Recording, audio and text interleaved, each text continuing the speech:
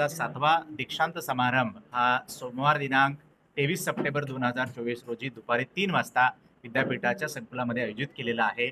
सदर कार्यक्रमासाठी महाराष्ट्र राज्याचे राज्यपाल माननीय CP राधाकृष्णनजी हे प्रमुख पाहुणे म्हणून उपस्थित राहत आहेत।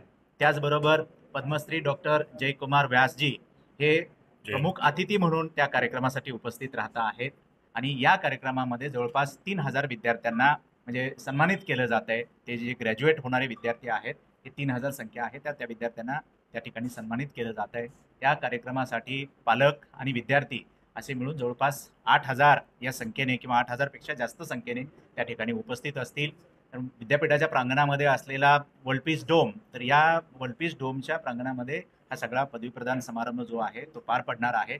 तर आपणा सर्वांना या प्रेस कॉन्फरन्सच्या माध्यमातून आणि आपल्या मीडियाच्या माध्यमातून मी अपील करू इच्छितो की 23 तारखेला आपण स्वतः म्हणजे आपण पत्रकार म्हणून आणि या कार्यक्रमाचं जे काही कव्हरेज आहे ते आपण लोकांपर्यंत पोहोचवावं। जास्तीत जास्त लोकांपर्यंत हा कार्यक्रम आणि याची पार्श्वभूमी जी आहे ती पोहोचवण्यात यावी, त्यासाठी माझी आपल्याला विनंती राहील।